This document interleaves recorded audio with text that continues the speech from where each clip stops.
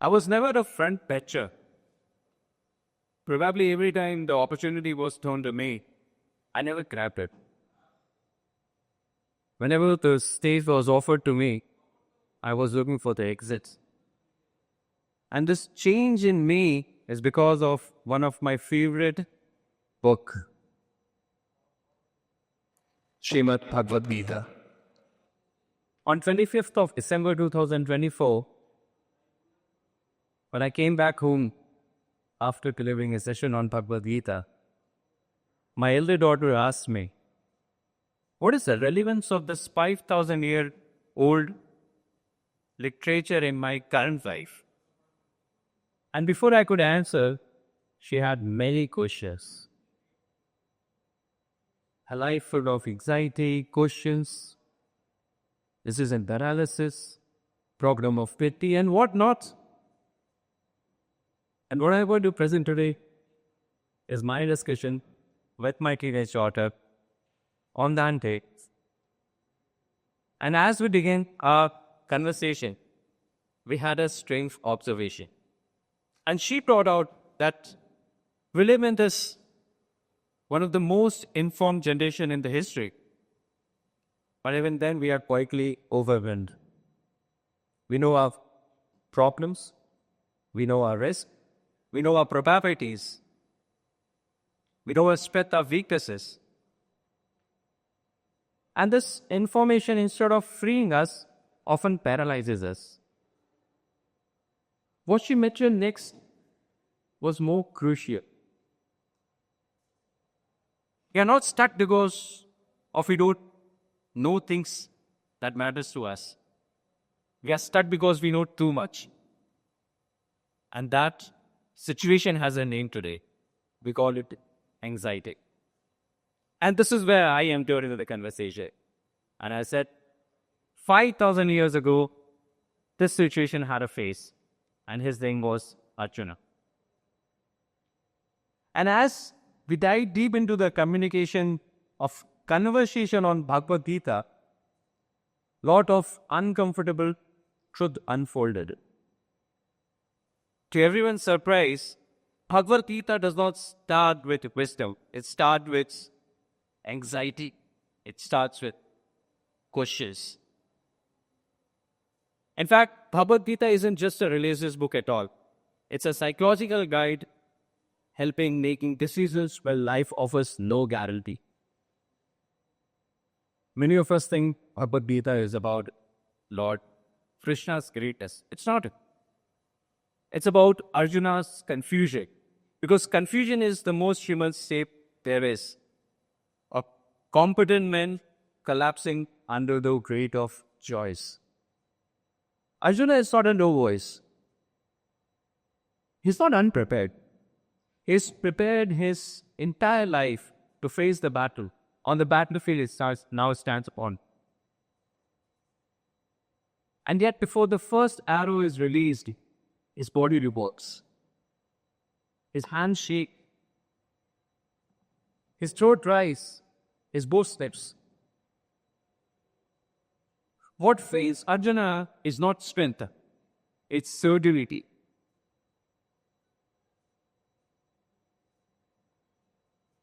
It is that he wants certainty before commitment.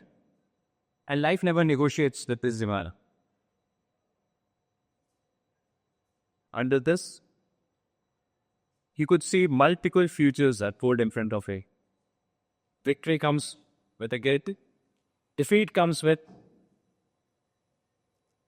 loss. Withdrawal comes with shame.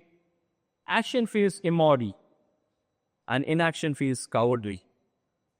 This isn't paralysis. This is cognitive overload. And modern psychology will call this as overactivated threat response. Bhagavad Gita, interestingly, calls this as being human.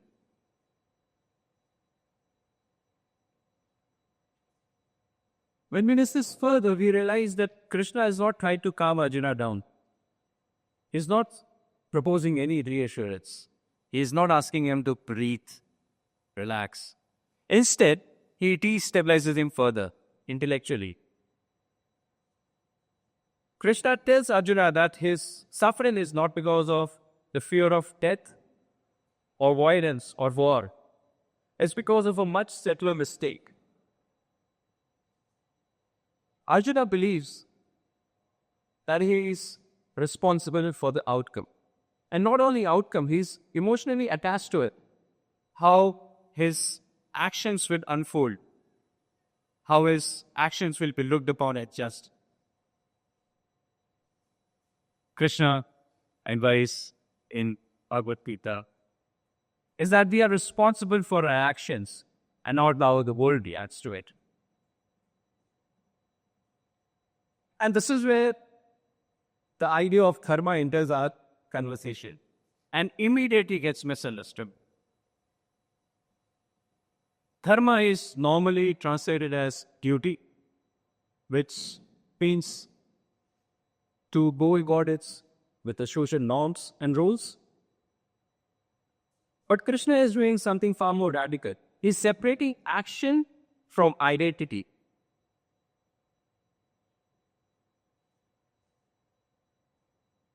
And he's telling Arjuna that you need to understand the importance of your role on this battlefield.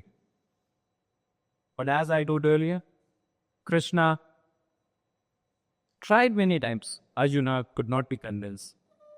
And then he gives a very uncomfortable diagnosis of Bhagavad Gita. That clarity does not come before action. Clarity emerges through it. Another miscommunication many times we find about Bhagavad Gita, it's anti-ambition. No, it is not. It is anti-attachment. And there's a difference. Ambition is energy directed outward. Attachment is identity tied inward. When Krishna introduces Karma Yoga, he's not preaching us to be detached from work or from people. He's warning us against emotional gambling. He's proposing us not to source our emotional well-being on the peace and outcome. Most of us say, if this happens, I'm going to be happy. If I get this, I'll be happy. This is not motivation. This is psychological depth. And what happens under depth is burnout. Burnout where your energy outcome is more and inner stability is less. You shrink inside. On the other hand, Bhagavad Gita proposed something counterintuitive. It says, peace is not the reward of your effort. It is a condition for your sustainable effort. Suddenly, the mental health isn't about escaping responsibility. It's about changing your relationship with your effort. And this single reversal is why the text has survived centuries of changing civilization. And I and my daughter were reading through and discussing these things. And then came the idea about how Krishna perceived the mind, the human mind. To our surprise, Krishna says that mind is not something to be silenced. It is something to be understood. The mind can be your greatest friend or your greatest enemy. Notice the neutrality of the statement. Mind is not evil. An unsupervised mind can be. Your mind can play old conversations to keep you alert. It imagines worst-case scenarios to avoid possible failures. Many times it compares it to others for activating a survival instincts. In Bhagavad Gita, Krishna is not preaching mental silence. Rather, he is teaching us mental leadership. We need not obey every emotion that erupts. We need not or be every thought which comes to our mind. We can observe, choose, and act anyway. This is not spirituality. This is emotional intelligence. The problem happens when we mistake these signals as commands. And here again, Bhagavad Gita is not preaching us control. It's teaching us distance. I can feel the fear without obeying it. I can observe a thought without becoming it. And this gap between impulse and action is freedom. Finally, Bhagavad Gita addresses attachment. And here it's not treating as a moral flaw, but as a social mechanism. Let me tell you, attachment is not love. Attachment is the demand that the world cooperates to your emotional needs.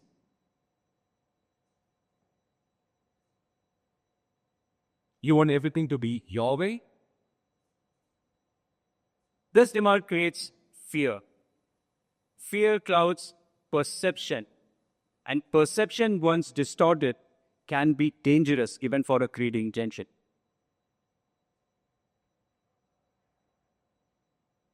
Bhagavad Gita is not asking you to escape or run away from social worldly affairs. Krishna says, love without position, act without self-reassurance, involve without dependency.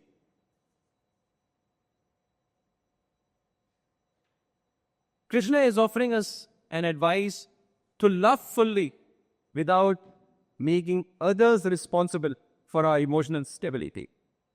In the end, I'm not asking you to do anything. Read Gita, and you will be amazed that the Gita is not asking you to become spiritual overnight, to believe things blindly.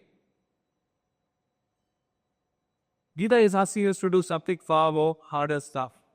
It's to show unto the world without needing guarantee.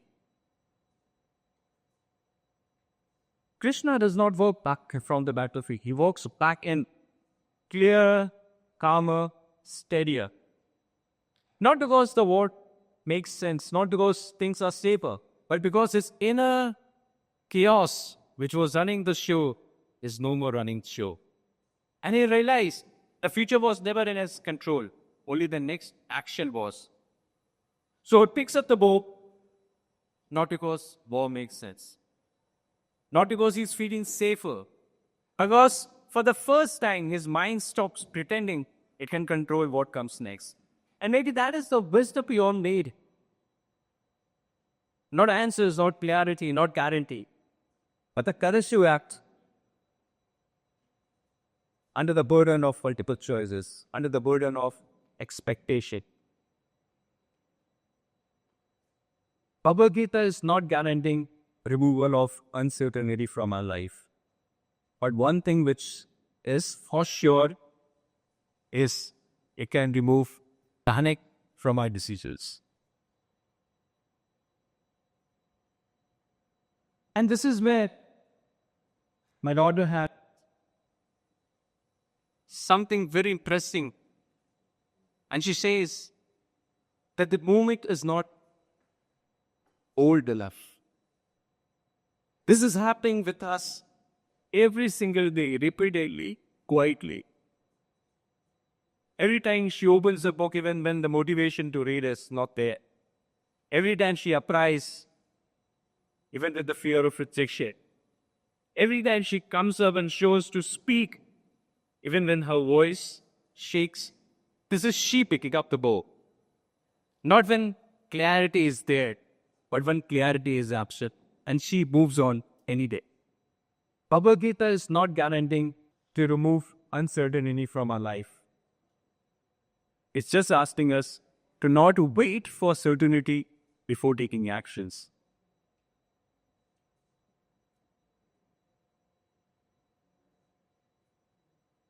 And the question is not whether you're have the bow in your hand. You already have it. It's not whether you're ready. You're ready enough. The question is whether you will keep standing there or finally release the arrow. Because as soon as Arjuna released the arrow, the war did not begin. The hesitation ended. Because the real battlefield was never Kurukshetra. It was inside him. It's inside me. It's inside you. And every trembling moment before we ask to choose, to decide, to pick our arrow. And the battle is still raging. One arrow at a time, one decision at a time, one choice at a time. Thank you.